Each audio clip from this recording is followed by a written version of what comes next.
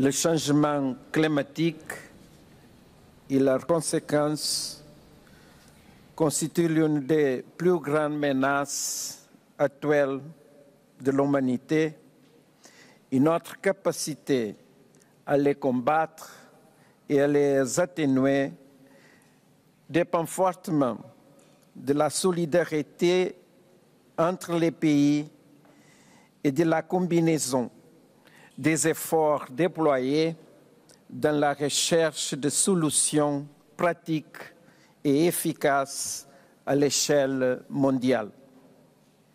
Cabo Verde est l'un des pays les plus vulnérables de l'Afrique et du monde, un petit État insulaire en développement avec l'une des plus faibles émissions de gaz à effet de serre par habitant au monde.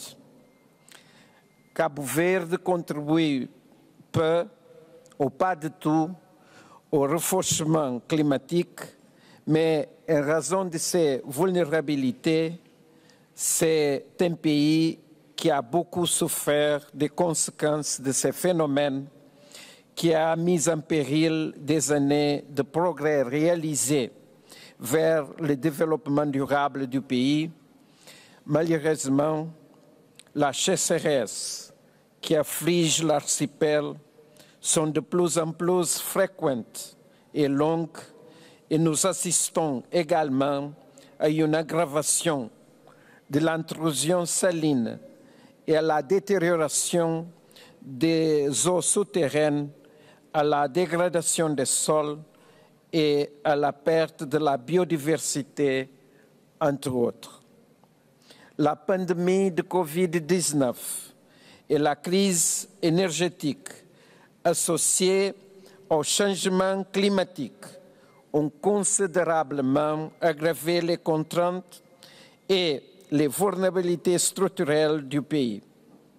L'aggravation de la dette publique et la détérioration des indicateurs sociaux constituent d'énormes défis pour atteindre les buts préconisés dans les plans nationaux et fixés par les objectifs de développement durable de l'agenda 2030 des Nations Unies.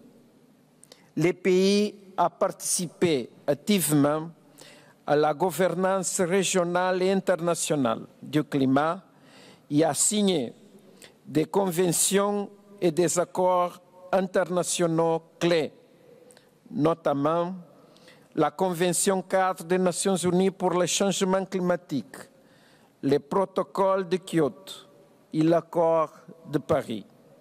Au niveau national, Cabo Verde a adopté la lutte contre le changement climatique et l'atténuation de ses effets en tant que politique de l'État.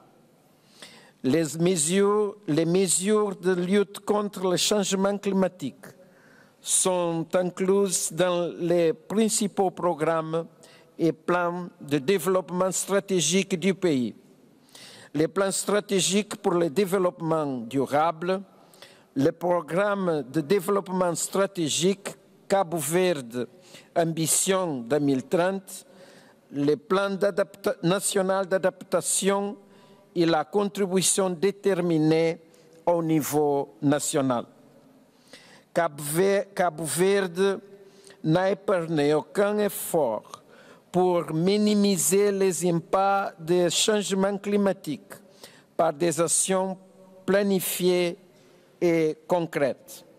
Parmi celles-ci, nous soulignons la mesure visant à réduire les émissions de gaz à effet de serre jusqu'à 35% d'ici 2030, ce qui implique une plus grande pénétration des énergies renouvelables et une circulation à faible émission de carbone grâce à l'introduction des dispositifs d'incitation aux véhicules électriques, en particulier dans le secteur des transports publics.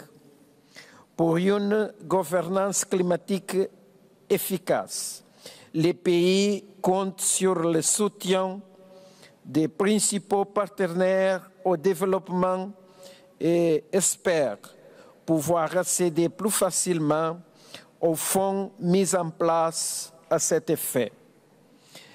Pour les petits États insulaires en développement, tels que Cap-Vert, il est vital qu'ils puissent accéder aux financements mondiaux.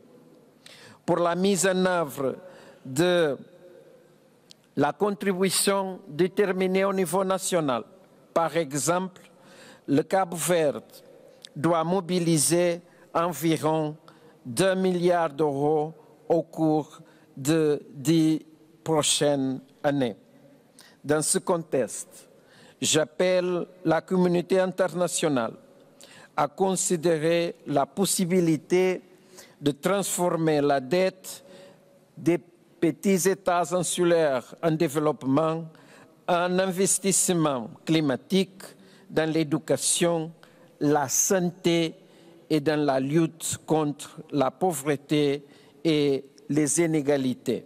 Merci beaucoup pour votre attention.